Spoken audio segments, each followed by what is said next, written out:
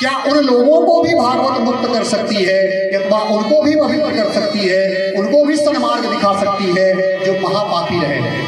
आज हम लोगों ने कल से यात्रा किया, क्यों किया इसको भी जानते रहिएगा।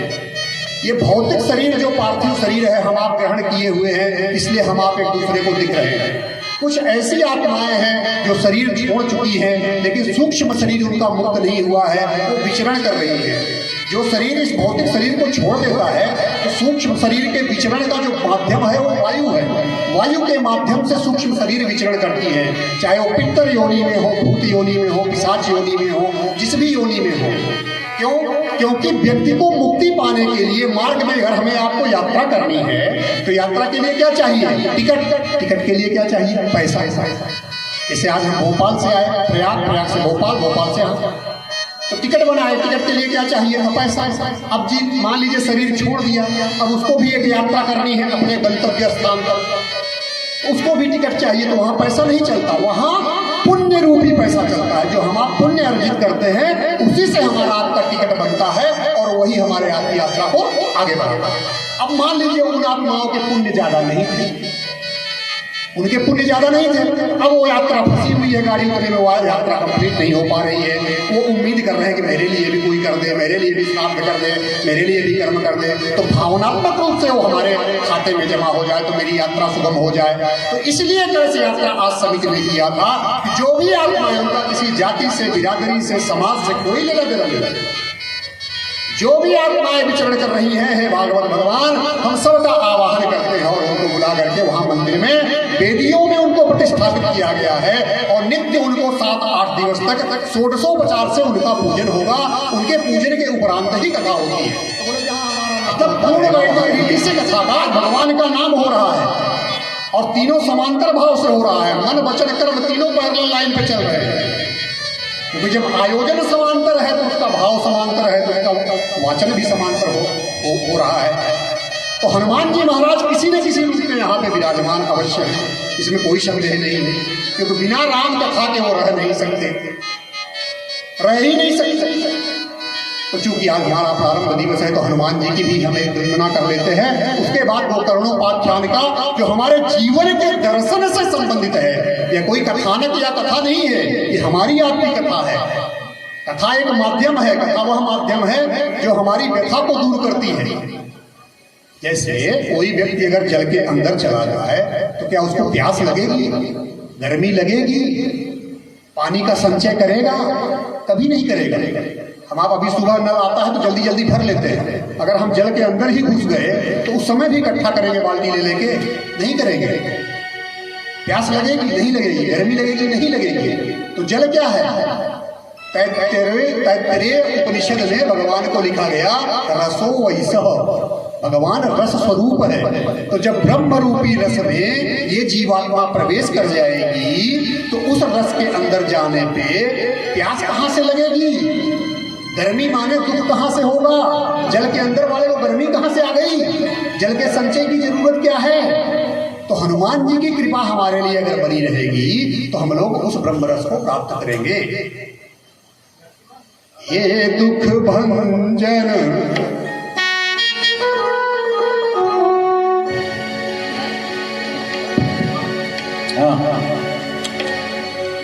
हे दुख भंजन मारुति नंदन, सुन लो मेरी पुकार, पवन सुत बिनती पवन सुत। महाराज जी कहते हैं कि तालियां बजाने से सारे पाप चले जाते हैं। एक व्यक्ति ने पूछा तालियां बजाने से पाप चले जाते हैं? बोले हाँ। बोला कहाँ चले जाते हैं? बोले जो तालियां नहीं बजाता उसके पास चले जाते हैं, इसलिए तालियां बजाते रहेंगे।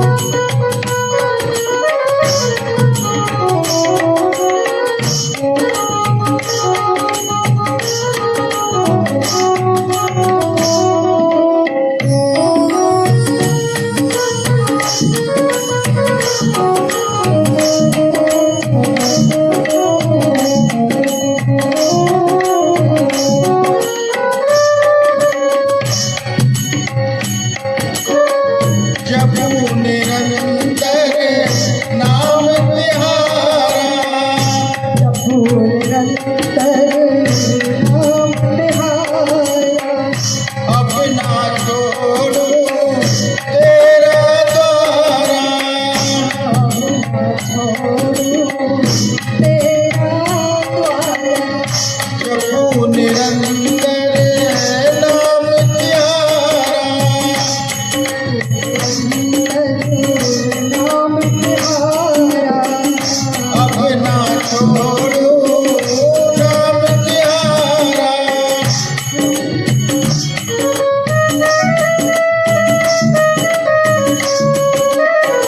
राम भक्त मोहे शरण में लीजे। राम भक्त मोहे शरण में लीजे। भव सागर से पवन सुत विनती बारंबार। पवन सुत विनती बारंबार। हे दुख भंजन मारुति नंदन सुन लो मेरी पुकार। पवन सुत विनती बारंबार। पवन सुत विनती बारंबार। पवन सुत विनती बारंबार। बोलिए हनुमान जी महाराज की जय हो। बोलिए भागवत भगवान की जय हो। जय श्री राधेश।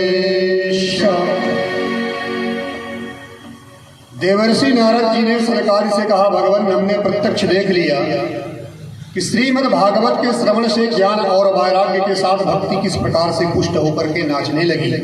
भाई बच्चे स्वस्थ रहेंगे तो माँ तो प्रसन्न होना ही है। तो जब ज्ञान वैराग्य जग गए तो माता प्रसन्न होकर के नाचने लगी। परंतु अब प्रश्न यह करना चाहता हूँ कि श्रीमद् भागवत श्रवण से केवल भक्ति ज्ञान वैराग्य ही पुष्ट होते हैं अथवा पापियों के पापों का भी प्रक्षालन हो सकता है? तो पूछते हैं के विशुद्धयन्ति वदन्तु मह्यम। सनकादि मुस्कुराते हुए बोलते हैं, कैसे कैसे पापी करते हैं इसको तो छोड़ो। हम तो कहते हैं जिसने जीवन में पाप के अतिरिक्त कोई कार्य किया ही न हो, अर्थात अत्याचार दुराचार भ्रष्टाचार पापाचार आदि में ही सारा जीवन समर्पित कर दिया हो, ऐसे महापापी भी श्रीमद् भागवत की कथा से परम पावन होकर के मुक्त हो जाते हैं। तो कहते हैं नारद जी, प्रकाशित को अपि नवीन मार्ग, कोई प्रमाण भी दीजिए तभी मैं मानता हूँ। सनकादिक मुनि ने नारद जी से आज यह सम्मुख वर्णन किया कौन कौन से लोग श्रीमद् भागवत के सप्ताह यज्ञ से प्रसिद्ध हो जाते हैं। इसके बाद सौनक आज बोलते हैं, हे नारद जी अब मैं इस विषय पर एक प्राचीन वर्णन सुनाता हूँ। और कहते हैं कि तुंगभद्रा तटे पूर्वम अभूत पत्तरमोत्तमम यत्र वर्णा स्वधर्मेण सत्य सत्कर्म तत्परा आत्मदेव पुरे तस्मिन् सर्ववेद विशारदः श्रोतस्मार्तेषु निष्णातो द्वितीय इव भास्करः। प्राचीन काल में तुंगभद्रा नदी के तट पर एक सुंदर सा नगर था।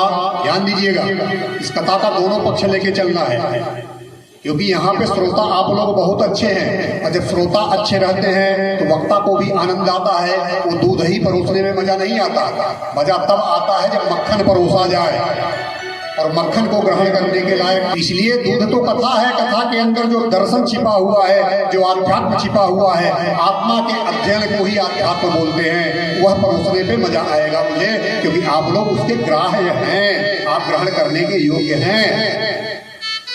तो तुंगभद्रा नदी के तट पर एक सुंदर सा नगर था। वहां समान वर्ण के सभी लोग अपने अपने धर्मों का आचरण करते हुए आनंद पूर्वक निवास करते थे। उसी नगर में धार्मिक वेद का अध्ययन करने वाला एक आत्मदेव नाम का पंडित जी रहते थे। उनकी पत्नी का नाम था धुंधुली देवी। पंडित जी श्री आत्मदेव शास्त्री, पत्नी का नाम श्रीमती धुंधुली देवी। कैसी थी धुंधुली देवी, जरा सुनिए उनके बारे में भी। और पंडित जी कैसे थे? भिक्षुको वित्तवान लोके तत्प्रिया धुंधुली स्मृता, स्ववाक्य स्थापिका नित्यम सुंदरी शुक्लोद्भवा, लोकवार्तारता क्रूरा प्रायसो बहुजल्पिका, सूरा च गृहकृत्येषु कृपणा कलह प्रिया।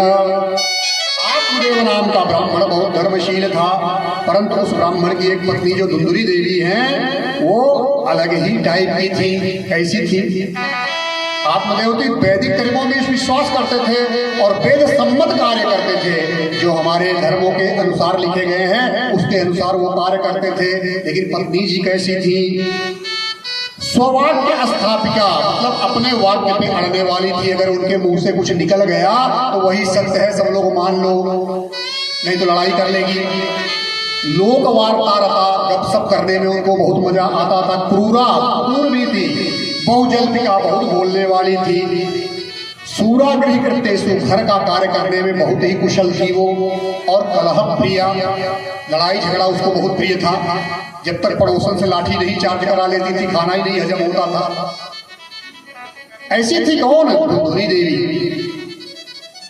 तो ब्राह्मण जी आर्थिक रूप से बहुत संपन्न थे, आनंद पूर्वक जीवन यापन करते थे, लेकिन उम्र बहुत बीत गई थी। और दुख की बात यह थी कि उनके घर में कोई संतान नहीं थी और पुत्र की चिंता में ब्राह्मण बहुत व्याकुल थे।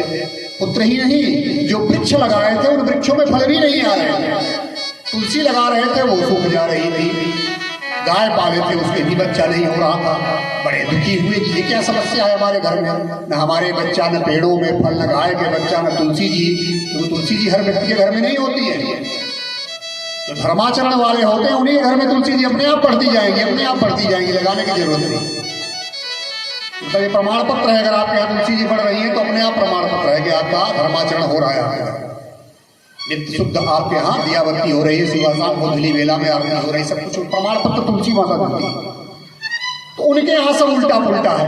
अब सोच रहे हैं कि बताएं पुत्रहीन जीवन में क्या औचित्य है। अब बड़ी ग्लानि में भर गए आत्मदेव जी, यार जीवन क्या जीवन है, शास्त्र पढ़ रहा हूँ, अच्छे से धर्माचरण कर रहा हूँ, कुछ है ही नहीं।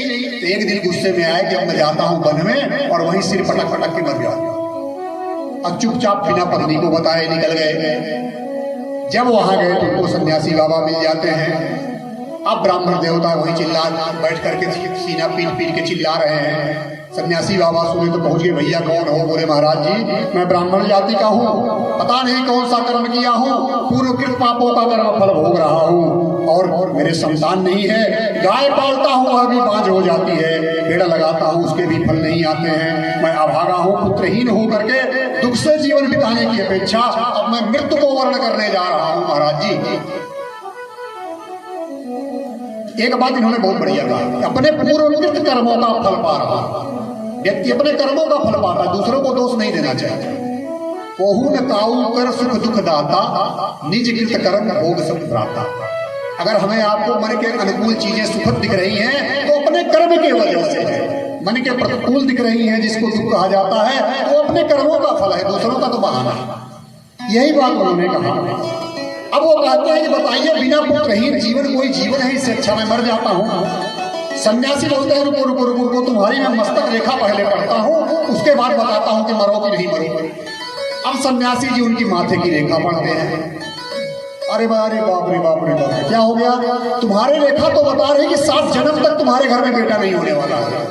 अरे बोले महाराज जी कैसी बातें करते हो, हम तो आपसे मिल करके थोड़ा सा उम्मीद बन रही थी कि कुछ दुआ दोगे, कुछ बताओगे उपाय उपाय, आप तो और हमको मार रहे हो, बोल रहे 1 जन्म क्या 7 जन्म में बच्चा ही नहीं होने वाला है आपके घर में। कैसे सन्यासी हो? सन्यासी दूसरों का भला करते हैं, आप तो बुरा कर रहे हो। तो बोले भैया जो लिखा है वो है, बता रहा हूँ, लेकिन बात तुमको ये भी बता दूं कि सन्यासम परमम सुखम, सुख ले भोगना है तो संसार में ही, संन्यास में ही है। गृहस्थ में सुख नहीं है, वो प्रतीत होता है। और उदाहरण देते हैं, संतते सगरो दुखम अवाप अंग पुरा तथा रे गुंचाम कुटुंबाशम संन्यासे सर्वथा सुखम। सन्यासी ने ब्राह्मण से कहा, मनुष्य का जीवन अनेक कर्मों के अधीन होता है और कर्म जीवन में प्रधान है। विवेक से चिंतन करो, जीवन में वासनात्मक इच्छाओं को छोड़ दो। तुम्हें तुम्हारे प्रारब्ध के अनुसार संतान की प्राप्ति नहीं हुई तो संतान की आशा छोड़ दो, इच्छा छोड़ दो, परमात्मा के शरण में चित्त लगाओ, भक्ति करो। पूर्व जन्म में भी तो राजा सगर थे और अंग थे। अंग के राजा का कौन हुआ था? वे उनको दुख मिला कि नहीं मिला? तो क्या जरूरी है कि संतान से तुमको सुख मिलेगा? तुम संन्यास ग्रहण कर लो। संन्यास में बहुत सुख है, लेकिन जब किसी के मन में कोई कामना आ जाती है ना, तो दूसरे की बात समझ में नहीं आती। उससे बढ़कर कोई चीज नहीं होती। अगर किसी के मन में कामना आ गई तो कामना को ही वो अच्छा मानता है। अब पंडित जी के मन में आ गया गृहस्थ आश्रम, तो उनको गृहस्थ आश्रम ही अच्छा लग रहा है कि नन्हे बच्चे होंगे, फिर वो बड़े होंगे, कितना सुख होगा, आंगन में बच्चे खेलेंगे, अकेले जीने में क्या रस है। तो महाराज जी देखो ऐसा है, अब आपके सामने में पत्थर लेकर के सिर फोड़ूंगा और आपके सामने मरूंगा, जिससे हमारे पाप का आपको भी पाप लगेगा। आपके सामने ही मरूंगा। मैं आपसे उपाय पूछ रहा हूं तो आप हमको बता रहे हो 7 जन्म तक बच्चा नहीं होगा। हम तो एक आशा लेकर के बोल रहे थे, आप आशा को निराशा में बदल रहे हो। अब जैसे उन्होंने उठा करके पत्थर मारना शुरू किया, सन्यासी बोले रुको भैया, का है मेरे सामने को हटने तो दो। बोले नहीं, तुम्हारे सामने ही मरूंगा। अब वो सोचे मर जाएगा, पाप तो लगेगा, तो उन्होंने अपने मंत्र शक्ति से एक फल दिया और उस फल को उनको पकड़ा दिया पंडित जी को कि लो। बोले क्या लो? वो ले जाकर के पत्नी को खिला दो। स्नान ध्यान करके पूजा आदि से निवृत्त हो जाए, उसको यह फल खिला दो भगवान का नाम लेकर के, और उसको बोलना कि धर्माचरण करेगी। फल खाने के बाद धर्म से रहेगी, नियम से रहेगी और दिव्य संतान तुम्हारे घर में पैदा होगा। जाओ। बोलो ये हुआ ना बाबा, अब आप सही आए लाइन में। हमको पता था सन्यासी लोग बड़े दयालु होते हैं, अब आपने कृपा कर दिया। यही बात आप पहले कह देते। अब खुशी खुशी पंडित जी फल लेकर के सन्यास कैंसिल। सन्यास के लिए गए थे कि वन में जाएंगे, मर जाएंगे, कैंसिल करके खुशी खुशी घर पे आते हैं और बड़ी जोर से चिल्लाते हैं, सुन रही हो जी, देखो तुम्हारे लिए क्या लाया हूं। अब पंडितानी दौड़ी दौड़ी आई, बोले क्या लाए क्या लाए? बोले ये लो देखो फल। बोले तुम तो गला फाड़ के ऐसे चिल्लाएंगे जैसे 9 लखा हार लेके आ रहे हो और दिखा रहे हो कि फल जैसे मैंने आज तक फल ही नहीं देखा। अरे बोले स्पेशल फल है देवी जी, तुम समझ नहीं रहे। बोले ठीक है रख दो। अरे बोले इसके खाने से बच्चा हो जाएगा, सिद्ध महात्मा ने दिया है, अच्छे से खा लो पूजा पाठ करके और धर्म नियम से रहो, देखना अपने घर में जो है गन्ने मुन्ने हो जाएंगे। बोले ठीक है खा लोगे, अभी पूजा पाठ करोगे, आप जाओ। पंडित जी खुशी खुशी चले गए। अब उन्होंने देवी जी ने क्या किया कि वो आस पड़ोस में, क्योंकि बहुजल्पिका थी, बहुत बोलने वाली थी, अगल बगल के माताओं से बहनों से बताना शुरू कर दिया, ये बताइए बहन जी अगर हमारे गर्भ हो गया तो बड़ी समस्या हो जाएगी। बोले क्या समस्या हो जाएगी बहन जी? तो अच्छी बात है। बोले नहीं अच्छी बात तो नहीं है, मैं संकट में पड़ जाऊंगी। क्या कह रही है? फल भक्षेण गर्भः, फल भक्ष करूंगी, भक्षण करूंगी तो गर्भ हो जाएगा। स्याद गर्भेण उदर वृद्धि, अगर फल खाती हूं तो गर्भवती हुई तो पेट हमारा फूलना शुरू हो जाएगा, मतलब हमारी शक्ति क्षीण हो जाएगी, हमारा सौंदर्य समाप्त हो जाएगा, घर का कामकाज मुझसे नहीं हो पाएगा। ऐसे में अगर डाकू लोग आक्रमण कर दिए हमारे यहाँ तो मैं भाग भी नहीं पाऊंगी। अब देखिए भाग भी नहीं पाऊंगी। तो अगल बगल की जो महिलाएं थी बोली ऐसा करिए, ऐसा सत्या होता है, एक प्रकृति का नियम है, अपनी ननद जी को बुला लीजिए, वो सबका काम कर देंगे। उसके बाद 9 महीने बाद फिर आप लाइन में आ जाओगे कामकाज के। अरे बोले आप ननद का तो नाम ही मतलब तो महाचोटी है, वो आएगी तो घर का सारा सामान ही चुरा ले जाएगी। ना ना ना ना ना उसको नहीं बुलाओ। तो महिलाएं भी जानती थी कि लड़ाई झगड़ा करेगी तभी होगा, तो जो वो बोलती थी उसी में हाँ ठीक बोल रहे हो, ठीक बोल। उतने में उसकी स्वयं की बहन जी आ जाती हैं। अब देखिए इनके यहाँ खाने का भंडार है, किसके? धुंधुली जी के यहाँ खाने वाला कोई नहीं है। इनके बहन जी के यहाँ खाने वाले भरे पड़े हैं, 5 बच्चे पहले से ही, खाने का कुछ नहीं। तो उसको जब बहन को बताया तो बोले बहन जी एक संविदा कर लेते हैं, तेरे यहाँ खाने के लिए भरा है, हमारे यहाँ खाने वाले भरे पड़े हैं, तो तू गर्भवती बनने का नाटक कर ले, बच्चा हमारे पेट में है, पैदा होगा मैं तुमको दे दूंगी, तुम बोल देना तो हमको खाने को कुछ दे देना, उसके बदले में हम तुमको बच्चा दे देंगे, तो मेरे यहाँ खाने का मिल जाएगा, तुम्हारे यहाँ खाने वाला मिल जाएगा। अब रहा सवाल ये फल का सही है कि नहीं है, तो इसका भी परीक्षण कर लो। तुम्हारे यहाँ जो गाय है इसको खिला देना, तो वही तुम्हारे पति देव का पता चल जाएगा कि सही लाए थे, कोई नकली फल था। बोले बहन हो तो ऐसी खुश हो गई, अच्छा उपाय बताया। अब वो उनके पति देव जी आए, बोले मैंने खा लिया और गर्भवती हो गई हूँ। सारा वृत्तांत उनको बता करके उस तरह का अपना अभिनय करने लगी। जब अभिनय करने लगी तो उसके बाद कुछ दिनों के बाद उसके बहन के यहाँ बेटा हुआ, और जैसा पूर्व प्लान था उस बेटे को इनके यहाँ छोड़ गई और यहाँ पे अपने पति को बताई बच्चा हो गया। उसके भी दौड़ करके आए, गाजा वाजा बजना शुरू हो गया, बेटा हुआ। उसके बदले में उसको कुछ धन दे दिया बहन को अपने कि जाओ बच्चों को पालना। और जब इसके बेटा हुआ कुछ दिन बाद गाय को फल खिलाया था, गाय के भी बेटा हुआ। केवल कान उसके गाय की तरह थे। पंडित जी बोले अब हम नामकरण करेंगे, खुद ही ज्ञानी पंडित थे, तो गाय के बेटे का नाम कर दिया गोकर्ण। गाय के समान कान थे। बोले अब इस बेटे का करता हूँ। धुंधली जी गुस्सा खा गई, भाई तुम्हारा ही बेटा है क्या? सबका नाम तो नहीं रखने का ठेका लिए हो क्या? मैं इसकी माँ हूँ, मैंने प्रसव पीड़ा सहा, मैं नाम रखूंगी। बोले ठीक है देवी जी तुम ही रख लो। बोले मेरा नाम धुंधली है, तो हमारे नाम से मिलता जुलता, तो मेरे बेटे का नाम हो जाएगा धुंधकारी। तो बेटा उनका हो गया धुंधकारी, जो बहन वाला बेटा था। उधर जो गाय का बेटा है उसका नाम हो गया गोकर्ण। अब देखिए, यत् कालेन तो जातो करुणो तदयाभो गोकर्णः पंडितो ज्ञानी धुंधकारी महाखलः। गाय का बेटा था गोकर्ण, वो महापंडित हुआ, ज्ञानी हुआ, और जो धुंधकारी था वो महाखल हुआ। दूसरों का धन चुरा लेना, झगड़ा करना, क्रोध करना, सुरापान करना, आज उसकी गंदी आदतें पड़ गई। किसकी? धुंधकारी की। अब गोकर्ण महाराज बड़े पंडित हुए, धुंधकारी कामी था, वेश्याओं के चक्कर में पड़ गया, अपने पिता की धीरे धीरे संपत्ति चुरा के बेचना शुरू कर दिया, अपने व्यसन के लिए समाप्त करने लगा। एक दिन जब धन नहीं बचा तो माता पिता को उसने पीटना शुरू कर दिया कि हमें धन दो, क्योंकि जब आदत पड़ गई तो उस आदत का कोई इलाज नहीं है। अगर हम आप चाहते हैं कि हमारे बच्चे अच्छी आदत सीखें, तो आपको बताया ना कि अच्छी आदतें कहाँ से आएंगी? श्रवण अथवा ग्रहण, या आंख से देखने से या कान से श्रवण करने से। अब जब वो नहीं श्रवण करेगा, आप उसको नहीं श्रवण कराएंगे और उससे उम्मीद करेंगे कि ऐसे रहो, ऐसे आचरण करो, तो करेगा कहाँ से? उसको जब आचरण पता ही नहीं है तो करेगा कहाँ से?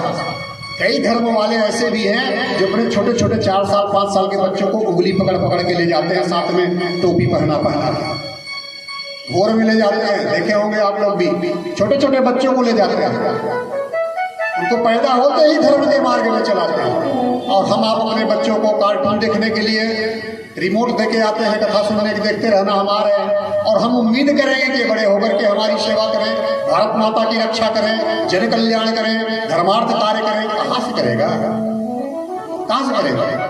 जब उसने श्रवण नहीं किया, सत्संग नहीं किया, अच्छी संगतों को नहीं सुना, भगवान मर्यादा पुरुषोत्तम श्री रामचंद्र जी के चरित्र का कभी उसने श्रवण ग्रहण नहीं किया, कहाँ से करेगा?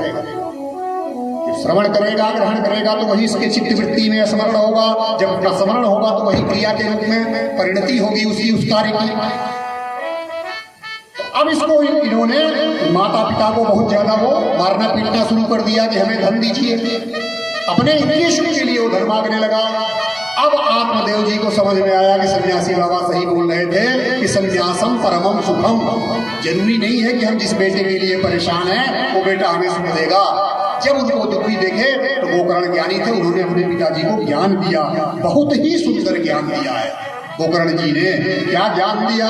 हे पिताजी, ये जो जीव है 2 रस्सियों से बंधा होता है। एक रस्सी का नाम है अहमता, दूसरे का नाम है ममता। शरीर में अहमता होती है और नातों रिश्तों में ममता हो जाती है। तो हे पिताजी, अहमता ममता से आप आगे निकलिए, क्योंकि ये जीवन है, जीवन एक ट्रेन की यात्रा की तरह है। जीवन हमारा ट्रेन की यात्रा की तरह है। अनेक यात्री सहयात्री अगल बगल मिलेंगे, लेकिन ट्रेन की यात्रा कैसे करनी है? टिकट लेके करनी है। टिकट नहीं लेंगे तो काली कोट वाला आकर के डंडा लेके खड़ा हो जाएगा। काली कोट वाला कौन है? यमराज जी है।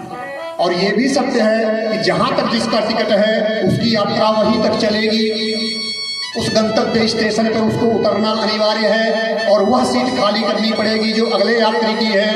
तो कहने का भाव है यह जीवन रूपी यात्रा जब तक हमें आपको टिकट का आरक्षण मिला है तब तक चलेगी, इसमें अहमता और ममता करने की जरूरत नहीं है। और जब समय आएगा तो उस स्टेशन पे उतरना पड़ेगा।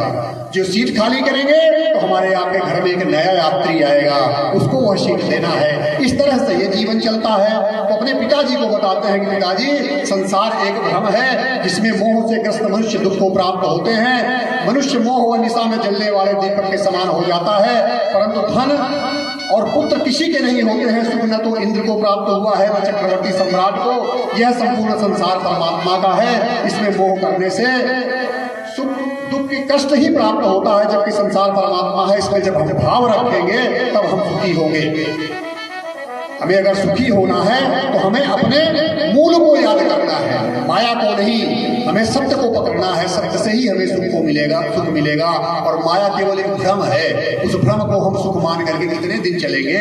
क्योंकि यह शरीर तो नष्ट होना ही है, अतः इंसान संसार से विरक्ति होनी चाहिए। और हे पिताजी महाराज, आप वन को प्रस्थान करके भगवत भक्ति कीजिए और अपने जीवन को धन्य बनाइए। और इस तरह का उपदेश दे करके कि संसार में परमात्मा की शरण में रहते हुए उसका चिंतन भजन करते हुए जीवन को आनंद के उत्सव में परिणति करना चाहिए। और परमात्मा के भजन से दर्शन और चिंतन का हमें आनंद लेना चाहिए। भाव से चिंतन करते हुए हृदय दमित हो जाता है। जब आंखें गीली हो जाती हैं, हृदय में परमात्मा प्रतिष्ठित हो जाते हैं, तो वह जीवन धन्य हो जाता है। अन्यथा पुनरपि जननम पुनरपि मन्नम पुनरपि जननी जठरे शयनम भज गोविंदम गोविंदम भज मूढ़।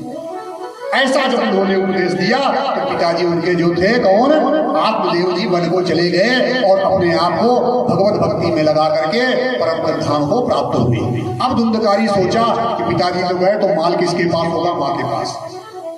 तो माँ उसको जब देती गई, जब खत्म होगा तो कहाँ से देगी। अपने गहने होने बेची, बोली दे, बोले नहीं दे, तो कहीं से दे। माँ को भी मारना शुरू कर दिया। और एक दिन आग का अंगारा लेकर माँ को दौड़ा लिया। माँ डर के मारे भागी और कुएं में जाकर गिर पड़ी और उसका जो है प्राण पखेरु उड़ गए। तो गोकर्ण जी सोचे कि पिताजी के पीछे पड़ा वो चले गए, अब हमारा नंबर है। तो गोकर्ण जी बोले तीर्थ यात्रा में जा रहा हूँ, भाग लिए। माता पिता का देख लिया तो सोचे कि अब हमारा नंबर है, वो तीर्थ यात्रा में चले गए। और जब तीर्थ यात्रा में गए थे, घर पे हो गया अकेला धुंधकारी। तो जिन वेश्याओं के पीछे पड़ा हुआ था उन वेश्याओं को घर पे बुलाने लगा कि अब क्यों जाना, तो कोई घर पे है ही नहीं। अब धन था ही नहीं और वो लोग धन के वजह से इससे जुड़ी थी। तो अब ये राजा के यहाँ जाकर के चोरी करना शुरू कर देता है और चोरी से धन ला करके उनको देना प्रारंभ कर दिया। उन लोगों ने सोचा कि चोरी का धन ला करके दे रहा है तो एक दिन ये पकड़ा जाएगा तो हम लोग भी को पकड़े जाएंगे। तो इससे अच्छा है कि धन पर्याप्त मिल गया है, इसको समाप्त कर दिया जाए। उन वेश्याओं ने रस्सी से उसके गले को खींचा। जब नहीं मरा तो धधकती हुई आग का अंगारा उसके मुंह में ठूस करके उसको मार डाला और जमीन में गड्ढा बना करके उसको दफन कर दिया। गोकर्ण जी तीर्थ यात्रा में थे, उनको सूचना मिली कि भाई मर गया। तो उन्होंने गया में उसका श्राद्ध भी किया। गया श्राद्ध माने उसको मुक्ति मिल जाए। और गोकर्ण जी तीर्थ यात्रा करके वापस आते हैं। क्योंकि वो पंडित जी थे और गांव के लोगों को प्रिय थे, तो उन्होंने रात में बताना उचित नहीं समझा कि मैं तीर्थ यात्रा से आया हूँ, कि लोग रात में मेरे दर्शनार्थ आ जाएंगे। सुबह बताऊंगा, तो चुपचाप जाके घर खोल के लेट गए। जैसे वो घर पे सोते हैं तो कभी भेड़े का आकार का एक उनको कुछ दिखता है, कभी भैंसा बन के दिखता है। अनेक रूप बना करके उनको दिख रहा है। वो सोच रहे कौन है ये, बोल कुछ रहा नहीं है, करा रहा है, विकराल रूप बना करके उनको अंधेरे में दिख रहा है। तो उन्होंने अभिषेचित जल लिया और जल की बूंदे उसके ऊपर उन्होंने मारा। जैसे जल की बूंदे मारा तो वो प्रेतात्मा बोलना शुरू कर दिया। बोले तुम कौन हो? तो बोला भैया बहुत ही कष्ट हो रहा है इसी योनि में, मैं कुछ कोई नहीं, तुम्हारा भाई धुंधकारी हूँ। इतना पापाचार किया था, इस पापाचार की वजह से प्रेत योनि को मैं प्राप्त हुआ हूँ। भैया इससे मुझको मुक्त कर दो, मुक्त कर दो, मुक्त कर दो, बहुत कष्ट हो रहा है। तो गोकर्ण जी बोले तुम झूठ बोल रहे हो। बोले क्यों? इसलिए झूठ बोल रहे हो कि मैं तीर्थ यात्रा में गया था और गया में जाकर के तुम्हारा और माता जी का मैंने तर्पण किया और श्राद्ध किया, तो तुम तो मुक्त हो गए। बोले भैया, गया उन लोगों को मुक्त करती है जो सामान्य पापी हैं, मैं तो पापियों का सम्राट हूँ, मुझको गया कभी नहीं अपनाएगा, हमको मुक्त कर दो भैया, इस योनि में इतना पीड़ा हो रही है, इतना कष्ट हो रहा है। बोले ठीक है मैं कुछ उपाय करता हूँ। क्योंकि वो पंडित जी थे, तो जो जैसा होता है उसकी संगति भी वैसे ही होती है, जो जिस प्रकृति का होगा उसकी संगति भी वैसे होगी। तो वो पंडित जी थे, तो कई पंडित जी लोगों से, ज्ञानियों से संपर्क था, तो उनके बीच में सुबह गोष्ठी बनाए, गांव के लोग भी मिलने आए, सब लोग बैठ के चर्चा किए। तो बोले भैया मुझे तो उपाय नहीं समझ में आ रहा है, कैसे मुक्ति मिले। बोले सूर्य देव की उपासना करो, भगवान सूर्य की उपासना करते हैं। तो जब भगवान सूर्य की उपासना करते हैं तो सूर्य भगवान उनको बताते हैं कि श्रीमद् भागवत का साप्ताहिक यज्ञ कराइए, तभी जाकर के इसको मुक्ति मिलेगी, अन्यथा इसको मुक्ति गया आदि तीर्थों से श्राद्ध करने से मिलने वाली नहीं है। कुछ भी कर लो इसको नहीं है। तो कथा को आयोजन करने का, क्योंकि गोकर्ण जी स्वयं पंडित थे, बोले हम ही आयोजन करते हैं। आषाढ़ का महीना था, उन्होंने कथा का आयोजन किया, सूचना चारों तरफ फैल गई, तो कथा श्रवण के लिए श्रद्धालुओं की भीड़ एकत्रित होने लगी। देवताओं को भी आश्चर्य होने लगा। व्यास गद्दी पर गोकर्ण जी विराजमान हुए, कथा प्रारंभ हुई। प्रेत रूप में वो भी हवा के रूप में बन करके, क्योंकि प्रेत का जो स्थान है वो वायु है, वायु के द्वारा वो चलते हैं, तो हवा के रूप में आ रहा है। लेकिन हवा एक जगह टिकती नहीं है, तो वो कहीं टिक नहीं पा रहा है। कौन? धुंधकारी। तो वहां पे एक बांस लगा हुआ था, हमारे यहाँ भी पंडित जी साहब लगाए होंगे, बांस लगा हुआ। तो जो भी आत्माएं हैं जिनका हमने कलश यात्रा के द्वारा बुलाया हुआ है, वो आत्माएं वायु के रूप में आएंगी और इस बांस में आकर के विराजमान होंगी, इसलिए यह बांस लगाया गया है। 7 गांठ का बांस होता है, क्योंकि 7 दिवस की कथा होती है। तो उसी में आकर के नीचे से आकर के उसकी आत्मा घुस गई। कौन? धुंधकारी। आज जब प्रथम दिवस की कथा समाप्त हुई तो पहली गांठ वहां से फट गई। इसी तरह से द्वितीय दिवस की हुई, द्वितीय गांठ फट गई। तृतीय दिवस की हुई, तृतीय गांठ फट गई। ऐसे करते करते करते जब 7वें दिवस की कथा समाप्त हुई तो 7वीं गांठ भी फट गई, और उसमें से उसकी आत्मा दिव्य स्वरूप में निकली। और भगवान के पास सब लोग पुष्पक विमान लेकर के उसको लेने के लिए आ गए। तो जब उसको लेने के लिए आ गए तो कथा व्यास पर बैठे हुए गोकर्ण जी ने पूछा कि हे पार्षदों, यहाँ तो इतने लोग कथा श्रवण कर रहे थे, तो एक के लिए आप विमान लेकर के आए हैं कि इसको हम ले जाएंगे, मुक्त करेंगे, और बाकी लोगों ने भी जो सुना तो आप तो अन्याय कर रहे हो। तो पार्षद लोग कहते हैं कि देखिए, कथा तो सभी लोग सुन रहे थे, लेकिन सुनने वालों में भी भेद है, सुनने वालों में भी भेद है। कोई केवल श्रवण कर रहा था, लेकिन ये अकेला जीव था जो श्रवण, मनन और चिंतन तीनों कर रहा था। बाकी लोग श्रवण कर रहे थे, लेकिन उनका दिमाग कहीं और था कि घर पे ये कार्य करना है, आटा लाना है, सब्जी लाना है, बैंक से पैसे निकालना है, बच्चे की फीस भरना है, गाय का दूध निकालना है, आदि आदि आदि। उसके पास कोई कार्य नहीं था। उसका जो श्रवण था, चिंतन था, मनन था, एकाग्र था, इसलिए इसके लिए विमान आया है। विमान का मतलब होता है जहाँ पे अभिमान समाप्त हो जाए, तो अभिमान समाप्त हो गया तो वो विमान में बैठ करके मुक्त हो गया। बोलिए भागवत भगवान की जय हो। श्रोता 3 प्रकार के होते हैं, जो कथा सुनने आते हैं ना, ये लोग 3 प्रकार के होते हैं। पहला सोता, वो आकर के सो जाएगा। कई लोग कथा में इसलिए आते हैं सोने के लिए, उनको नींद नहीं आएगी, डॉक्टर की गोली काम नहीं करेगी, कथा में बैठाइए तुरंत सो जाएगा। तो पहला हो गया सोता। दूसरा हो गया सरौता, वो कथा में ध्यान नहीं देगा, ये सब सजावट और पंडाल पे ध्यान देगा, क्योंकि उसको कमी निकालना है। मंच थोड़ा और बड़ा करना था, ये ऐसे होना था, साउंड वैसे होना था। जैसे सरौता नहीं कटर कटर कटर सुपारी काटता है, तो उसका है क्या क्या कमियां मैं निकालूं, कितनी अथक मेहनत हुई, कितना परिश्रम हुआ, कितना मानसिक रूप से भाग दौड़ हुई, उसको इससे मतलब नहीं है। उसको कमियां निकालने में, वहाँ वाली ज़्यादा अच्छी थी, यहाँ वाली अच्छी थी, वो वाली, तरह तरह की उसको कमियां निकालना है। अरे ज्ञान की गंगा बह रही है, पी सको तो जितना पीते जाओ, अनंतानंत है। ये सागर है, भागवत कथा सागर है। सागर को हम लोग नहीं पी सकते, लेकिन भगवान ने जितनी बड़ी हमें अपनी गागर दी है, उस गागर को भरने का प्रयास तो कर सकते हैं। सागर को तो नहीं भर पाएंगे, लेकिन अपनी जितनी गागर है उसको भरने का प्रयास तो कर लें, तो यह आयोजन, यह यज्ञ सफल हो जाएगा। बोलिए भागवत भगवान की जय हो। और तीसरा होता है श्रोता, जो सही सही सुनता है। तो अब इनके लिए उन्होंने कहा गया, भागवत में निवेदन कर रहे हैं भागवत में कि पुनः जो है उन्होंने श्रावण मास में यज्ञ किया और बाकी लोग जो थे उन सबने उनको जाकर के मुक्ति मिली। अब कहने का भाव यहाँ पे है कि भागवत कथा हम करते क्यों हैं, ये किस लिए की जाती है, तो इसका एक लाइन में भाव समझ लीजिएगा, उसके बाद हम बताएंगे इसकी विधि। इसका विधि का वर्णन जो है भागवत के महात्म्य में, क्योंकि आज परिश्रम बहुत हुआ है, तो आज संक्षिप्त रूप से हम बहुत परिश्रम हुआ है। मैं प्रत्यक्षदर्शी हूँ, सुबह से आऊँगा, माताएं ही परिश्रम की है, कलश यात्रा से लेकर उसके पहले से बैठी है। आयोजन भी पूरा बिजी रहे, क्योंकि एक आयोजन हमें आपको जो दिख रहा है, इसके पीछे कितनी मेहनत हुई है ये कल्पना से बाहर है। जन कल्याण के लिए, लोक कल्याण के लिए, धर्म के लिए सामान्य व्यक्ति नहीं हो सकता जो इस तरह का मेहनत करे। वो विशिष्ट ही व्यक्ति है, भगवान की प्रेरणा के अलावा नहीं संभव है। तो जो हमें तो बना बनाया दिख गया, मिल गया, लेकिन इसके पीछे मेहनत बहुत हुई है। तो चूंकि यह महात्मा दिवस है और कल से हमारा निवेदन है कि समय से कथा का प्रारंभ हो, 8 बजे मतलब 8 बजे प्रारंभ हो जाए, क्योंकि कल से श्रीमद् भागवत प्रारंभ होगा। आज भागवत का महात्मा प्रारंभ हुआ है और समापन की तरफ बढ़ रहा है। तो कल से समय से आए और आनंद के सागर में गोता लगाएं, क्योंकि जैसा श्रोता जितना सुनना चाहेगा तो हमें उतना सुनाने में भगवान की कृपा से आनंद आता है। तो भागवत कथा हम लोग क्यों सुनते हैं, उसका वर्णन सुनिए, उसका वृत्तांत सुनिए, भजन के भाव में सुनिए। कथा क्यों सुनते हैं, आप भी गुनगुनाइए, तालियों के द्वारा गुनगुनाइए। तो बताया ना कि ताली बजाने से पाप दूर हो जाते हैं, और पाप जाते कहाँ हैं, जो ताली नहीं बजाता उसके पास चले जाते हैं। तो सब लोग ताली बजा करके कि भागवत का महत्व क्या है, क्योंकि भागवत की परिभाषा आपको बता दी है। जहाँ साधन साधक साध्य अद्वैत में प्रतिष्ठित हो जाएं, उस ग्रंथ को भागवत कहते हैं। भगवान का स्वरूप भागवत है, भगवान को जो माध्यम है पाने का वो भागवत है, और जो भगवान को पा जाता है वो भी भागवत है।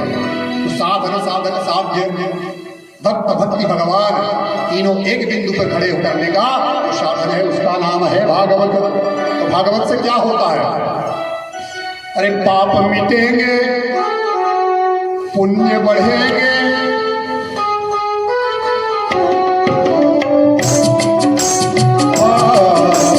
पाप मिटेंगे, पुण्य बढ़ेंगे, सुन लो महापुराण, मुक्ति को देने वाला, मुक्ति को देने वाला।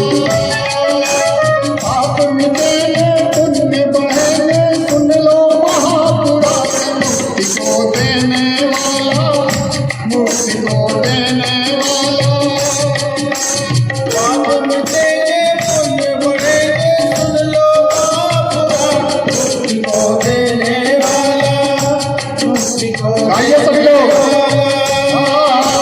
पाप मिटेंगे, पुण्य बढ़ेंगे, पाप मिटेंगे, पुण्य बढ़ेंगे, सुन लो महापुराण, मुक्ति को देने वाला, मुक्ति को देने वाला।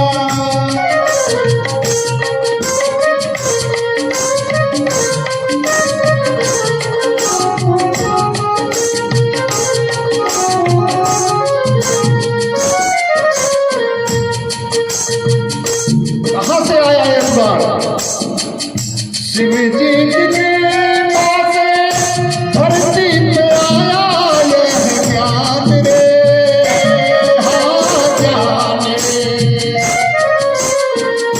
शिव जी की कृपा से धरती पे आए ज्ञान रे, हाँ ज्ञान रे। भगवान शिव की कृपा से धरती पे यह ज्ञान आया। भगवान शिव की कृपा है, शिव शंकर सत्यम शिवम सुंदरम, जो कल्याणकारी है, वंदे जगत कारणम, जगत के कारण है, उनकी कृपा से यह दिया उन्होंने, क्योंकि भोले बाबा है, दयालु है, कृपालु है। शिव जी की कृपा से धरती पे आया यह ज्ञान रे, हाँ ज्ञान रे। शिव जी की कृपा से धरती पे आया ये ज्ञान रे,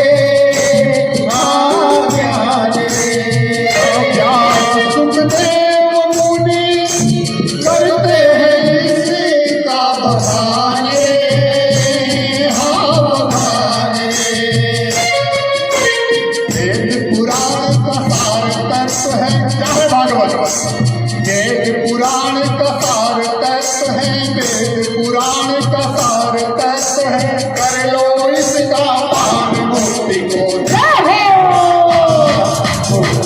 देने वाला। पाप मिटेंगे पुण्य बढ़ेंगे, सुन लो मुक्ति को देने वाला, मुक्ति को देने वाला।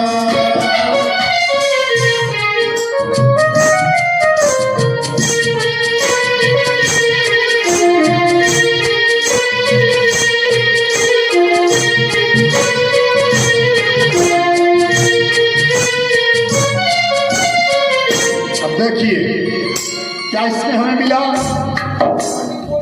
ज्ञान वैराग्य और भक्ति का सार समाया है, हाँ समाया है। ज्ञान वैराग्य भक्ति का सार समाया है, हाँ समाया है। वसन का भी नारद उर में है अपने बताया है।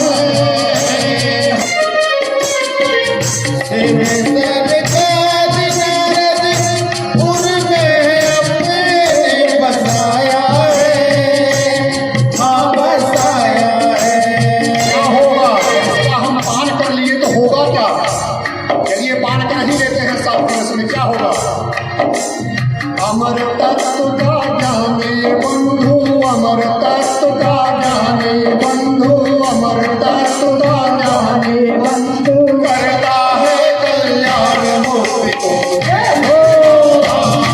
मुक्ति को देने वाला। पाप मिटेंगे पुण्य बढ़ेंगे, सुन लो महापुराण मुक्ति को देने वाला, मुक्ति को देने वाला।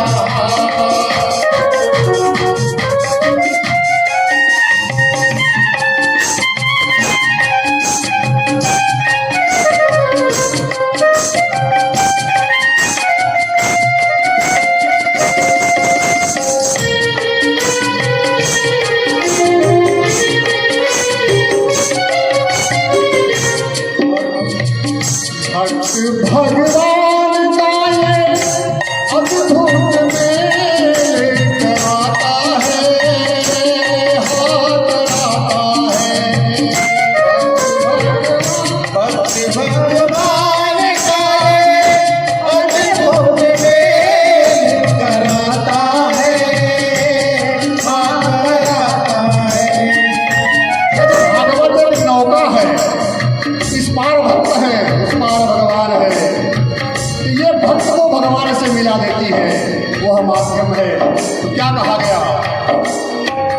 भक्त भगवान का ये अद्भुत मेल कराता है, हाथ कराता है। भगवान का ये अद्भुत मेल कराता है, हाँ कराता है। नहीं दिलाता है, हाथ दिलाता है। जन्म निर्वाण करके पापों से मुक्ति दिलाता है, हाँ लगाता है।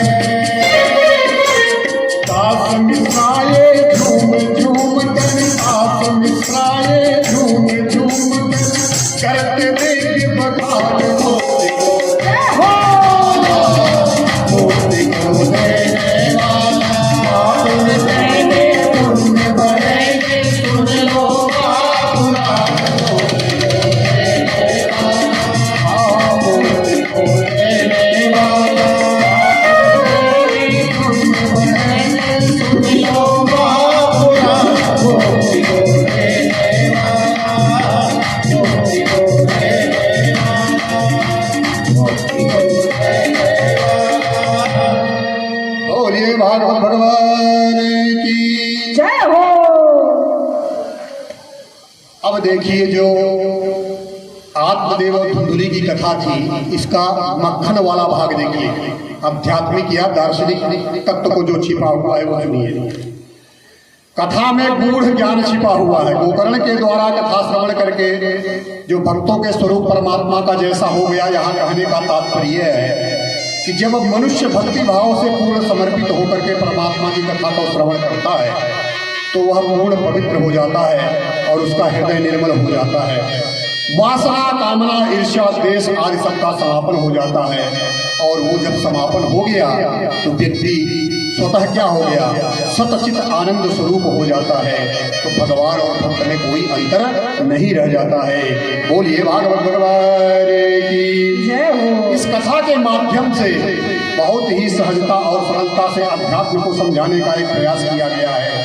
आत्मदेव कौन है? इस धरती पे जन्मे हुए प्रत्येक मनुष्य की यह कथा है। क्योंकि मनुष्य जब भौतिक जगत में भौतिकता और इंद्रियों के जकड़ में फंस जाता है तो जो बुद्धि है वो धुंधली हो जाती है। तो जो धुंधली नाम है वो अपनी बुद्धि का है, क्योंकि जो बुद्धि है स्वयं धुंधली हो जाती है और इंद्रियों के तृप्त के करने के प्रयास में व्यक्ति जीवन भर भटकता है। और जो धुंधली बुद्धि है वही पतन का कारण बन जाती है। और जो यहाँ पे नाम 5 वैश्याओं का लिया गया, ये 5 हमारी ज्ञान इंद्रियां हैं। शब्द, रूप, रस, गंध और स्पर्श, इनके द्वारा हम सुख जो भोगने का प्रयास करते हैं। शब्द के द्वारा, रूप के द्वारा, रस के द्वारा, गंध के द्वारा, स्पर्श के द्वारा, इसी इंद्रियों के चक्कर में हम फंसते हैं और हमारी अंततः दुर्गति हो जाती है। कहाँ रहते थे पंडित जी? तुंगभद्रा नदी के तट पर। तुंगभद्रा का जरा अर्थ समझिएगा। तुंग माने होता है श्रेष्ठ और भद्र माने होता है कल्याण। भद्रम कर्णेभिः शृणुयाम देवा, भद्र मतलब कल्याण। तो तुंगभद्रा माने जो श्रेष्ठ यह तन है, कल्याण करने के लिए यह मिला हुआ है। तो इसमें जो जीवात्मा है वह सभी जीवात्माएं आत्मदेव है। धुंधली नामक बुद्धि में सभी जीवात्माएं फंस करके जीवन की जो ट्रेन है वह हमारा जीवन है। जो अनेक यात्री मिलते हैं, काका, मामा, बुआ, फूफा, मौसा, मौसी, ये यात्री बन करके जीवन में आगे बढ़ रहे हैं। सबसे सफर में राम राम श्याम श्याम चल रहा है और जिसका जहाँ स्टेशन आता है वहाँ उतर जाते हैं और दूसरे के लिए सीट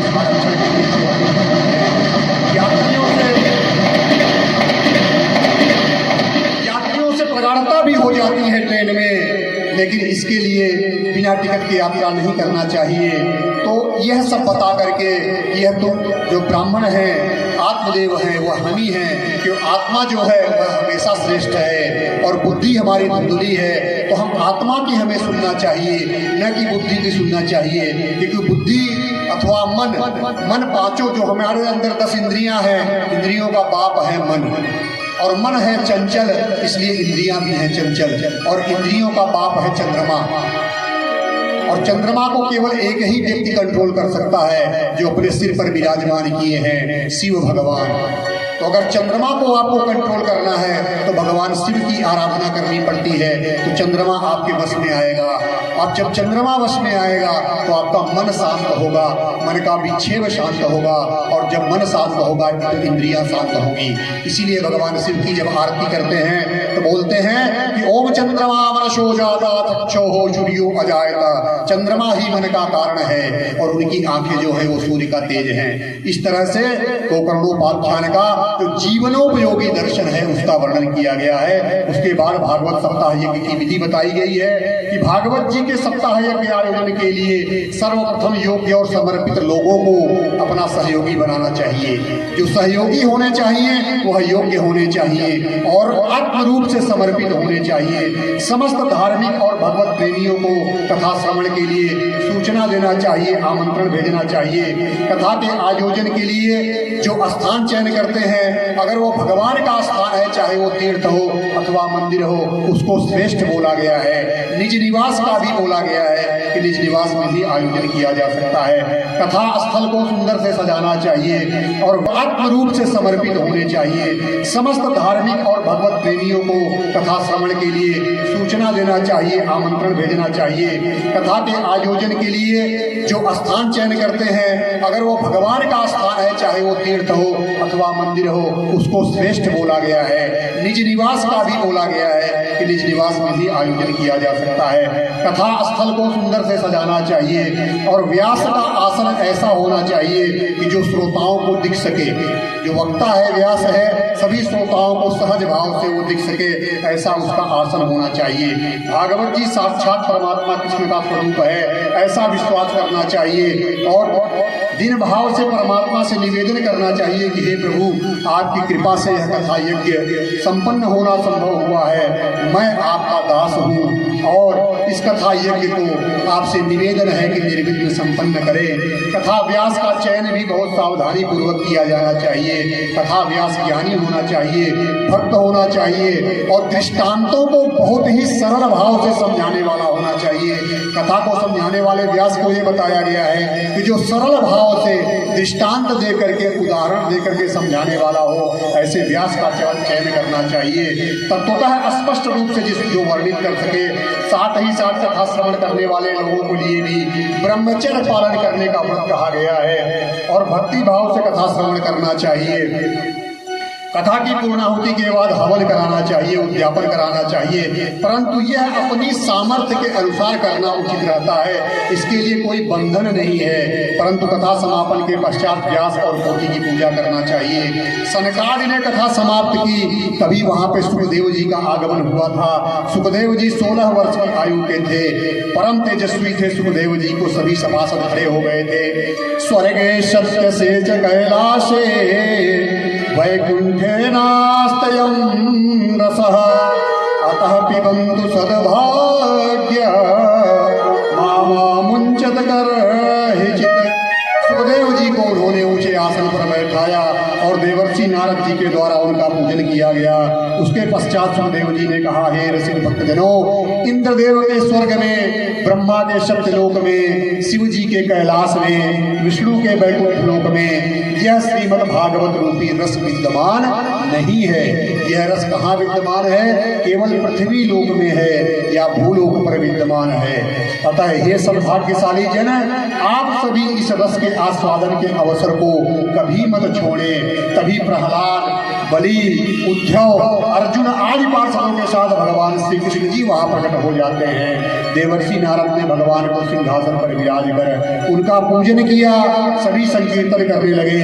उस दृश्य को देखने ब्रह्मा, विष्णु, शिव आदि सभी आ जाते हैं कि गोविंद बोलो, हरि गोपाल बोलो, गोविंद बोलो, हरि गोपाल बोलो, गोविंद बोलो, हरि गोपाल बोलो, गोविंद बोलो, हरि गोपाल बोलो, गोविंद बोलो, हरि गोपाल बोलो, गोविंद बोलो, हरि गोपाल बोलो, राधा रमण हरि गोविंद बोलो, राधा गोविंद बोलो, ब्रह्मा की बोलो, जय विष्णु की बोलो, ब्रह्मा की बोलो, हरि विष्णु की बोलो, उमापति शिव शंकर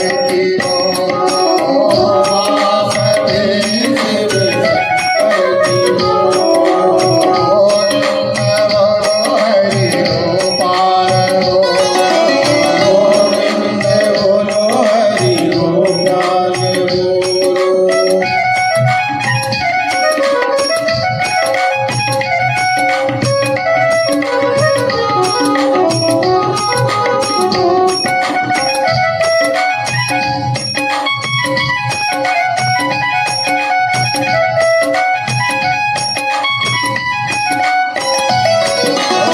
बोलो। इस तरह से सभी भक्तजन इकट्ठा हो गए। संकीर्तन में प्रहलाद जी करताल बजाने लगे, नारद जी बीड़ा बजाने लगे, अर्जुन राग से गायन करने लगे, इंद्र मृदंग बजाने लगे तथा सरगारी बीच बीच में परमात्मा का जय घोष करने लगे। भगवान भक्तों के भावपूर्ण कीर्तन से प्रसन्न हो रहे हैं और मंद मंद भगवान मुस्कुरा रहे हैं। कहते हैं इस दृश्य से देखने वालों से कृतार्थ हो जाते हैं देखने वाले। तभी भगवान प्रसन्न होकर के बोले, हे भक्तों, मैं तुम्हारे लिए भक्ति भाव से अत्यंत प्रसन्न हूँ। जो तुम्हारा भक्ति भाव है वह मुझे मुग्ध करने वाला है। मैं तुम पर अत्यंत प्रसन्न हूँ। तुमने अपने भक्तिभाव से मुझे वश में कर लिया है। तुम लोग मुझसे वरदान मांगो। भक्त भगवान के वचनों को सुनकर प्रसन्न हुए तो उन्होंने कहा, भक्त लोगों ने क्या कहा कि हे प्रभु, हमारी यही अभिलाषा है कि भविष्य में जब कहीं भी आपकी कथा हो तो आप वहाँ अपने पार्षदों सहित अवश्य पधारे। कथा कहती है कि सूत जी शौनक आदि को कथा का श्रवण करा रहे हैं। उन्होंने नारद जी और शौनक आदि की कथा श्रवण कराई। इसके पश्चात शौनक आदि ने सूत जी से प्रश्न किया कि हे सूत जी महाराज, यह श्रीमद् भागवत कथा सुखदेव जी ने परीक्षित को सुनाई, गोकर्ण जी ने धुंधकारी को सुनाई तथा शौनक आदि ने नारद जी को सुनाई। हम यह सुनना चाहते हैं कि यह कथा किसने कब कब सुनाई। आप हम सभी का संशय दूर करने की कृपा करें। तो सूत जी बोलते हैं, ये सूत जी कौन है? इनका नाम बार बार आता है, सत्यनारायण कथा में भी आता है। तो भगवान के व्यास जी के परम शिष्य थे रोमहर्षण। रोमहर्षण के ये पुत्र हैं सूत जी। तो रोमहर्षण बलराम जी के द्वारा मारे गए थे। तो उसके बाद उन लोगों ने गुरु के गद्दी पे सूत जी को बैठा दिया था। बड़े ज्ञानी थे, तो सभी ऋषियों में सबसे ज्यादा ज्ञानी थे। तो इनको बैठा करके ऋषिगण इनसे प्रश्न पूछते थे। आजकल लोग कुछ यह भी कहते हैं कि ऋषि लोग को ये जबरदस्ती अपने आप को श्रेष्ठ करने के लिए ऐसा बनाइए। बताइए, जिन्होंने धर्म ग्रंथ बनाया होगा तो क्या वो किताब अपनी बेच रहे थे क्या? पैसा कमा रहे थे क्या? प्रेस में छपवा रहे थे क्या? वो तो आरण्य में रह रहे थे, जंगल में रह रहे थे, वानप्रस्थ में रहे थे। लोक कल्याण की भावना से वेद व्यास जी ने 18 पुराणों की रचना की, वेद का 4 भाग किया, विभाजन किया। उनके मन में एक ही कामना थी, एक ही उद्देश्य था शास्त्रों का निर्माण करने के लिए, वह था लोक कल्याण। कोई उनको प्रेस में छपा के किताबें बेचना नहीं था, न अपना नाम करना था। अगर नाम करना होता तो किसी भी धर्म ग्रंथ को आप सुने, सत्यनारायण कथा को सुने, ये कभी नहीं सुनेंगे कि मैं बता रहा हूं। सत्यनारायण में सुनेंगे कि हे सूत जी ये बताइए कि लोक कल्याण का हमारे क्या है। तो सूत जी पता है क्या बोलेंगे कि जो तुमने प्रश्न किया था यही प्रश्न एक बार विष्णु भगवान से नारद जी ने किया था, तो उन्होंने जो बताया वही मैं तुमको बता। ये नहीं कहेंगे कि मैं बता रहा हूं। श्रीमद् भागवत में भी कल से प्रारंभ होगा, देखिएगा, उसमें भी नहीं आएगा कि मैं बता रहा हूं। उसने उससे पूछा था, विदुर जी ने उनसे पूछा था, उन्होंने जो बोला वो कोई ये नहीं कहता कि मैं बता रहा हूं। क्यों? जीवन में 2 शब्दों से सदैव बचिएगा। इन 2 को मुंह से जितना हो सके न बोलिए। इन्हीं से व्यक्ति फंसता है। ब्रह्मांड में बहुत बड़ा चुंबक लगा हुआ है, वो शब्दों को कैच करता है। ये शब्द हम जितनी बार बोलेंगे उतनी बार लपेटे जाएंगे। कौन से शब्द हैं? मैं, मेरा। इसलिए ये लोग नहीं बोलते कि मैं बोल रहा हूं। मैं मेरा से बचिए। जहां मैं बोलना हो वहां बोल दीजिए हम बता रहे हैं। मैं बता रहा हूं नहीं, हम। मैं से क्या होगा? जितनी बार मैं बोलेंगे उतनी बार अभिमान बढ़ता चला जाएगा। मैं से अभिमान बढ़ता है और मेरा से आसक्ति बढ़ेगी। मेरा माइक, मेरा फूल, मेरे भगवान, आसक्ति हो जाती है। तो मेरा की जगह क्या बोलना है? हमारा, हम सबका। इसका बेटा टॉप किया स्कूल में, हमारा। मेरा बेटा नहीं बोलना, मेरा से आसक्ति हो जाती है। इसीलिए शास्त्रों में देखेंगे कोई भी ऋषि मुनि नहीं कहता कि मैं बता रहा हूं। उन्होंने बोला था वही वाली बात मैं बोलूं, ऐसे बोलते हैं। तो सूत जी कहते हैं, हे भक्तों, भगवान श्री कृष्ण जब इस पृथ्वी से सुधाम चले गए उसके बाद कलयुग का प्रारंभ हुआ था। और कलयुग के 30 वर्ष से कुछ अधिक समय व्यतीत होने के बाद भादव मास की शुक्ल पक्ष की नवमी को सुखदेव जी ने राजा परीक्षित को कथा सुनाई थी। कलयुग के 200 वर्ष बाद आषाढ़ मास की शुक्ल पक्ष नवमी तिथि को गोकर्ण जी ने कथा प्रारंभ की थी। आज शंकाओं का समाधान यहाँ पे होता है। सौनक जी, इस संसार में यदि कोई सार की चीज है तो वह केवल भगवत कथा है। अरे संसारी लोगों, तुम इधर उधर भटकते क्यों हो? व्यर्थ समय क्यों गवाते हो? जरा भागवत कथा सुनो, श्रवण मात्र से मोक्ष मिल जाएगा। आप कहेंगे कोई प्रमाण? भागवत कथा से श्रवण मात्र से मोक्ष हो जाता है, इस बात का कोई प्रमाण? तो कहते हैं परीक्षित साक्षी, राजा परीक्षित उसका प्रत्यक्ष प्रमाण है।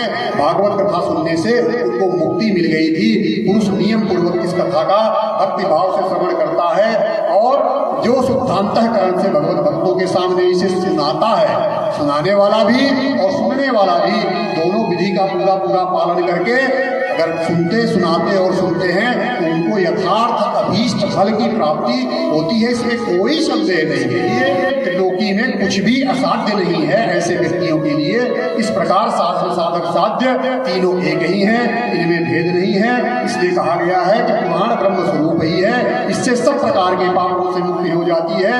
तो इससे साथ ही भागवत महात्म का प्रसंग समाप्त होता है और कल से भागवत कथा का प्रारंभ होगा, जिसमें धर्म अर्थ काम मोक्ष के साथ क्या गाएं, क्या पिए, क्या सुने, यहाँ से भागवत कथा का दार्शनिक रूप से वृत्तांत शुरू से ही दर्शन की धारा प्रवाहित होगी। तो श्रवण करने के लिए कल से समयानुसार अवश्य आइएगा। प्रथम दिन में थोड़ा सा होता है व्यवस्था करने में, अब चूंकि व्यवस्था बन गई है तो ट्रेन आराम से पटरी पे दौड़ेगी।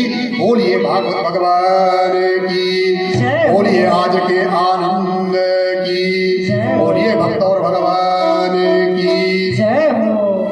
निकुंज में विराज श्री राम राधे राधे, निकुंज में विराज श्री श्याम राधे राधे।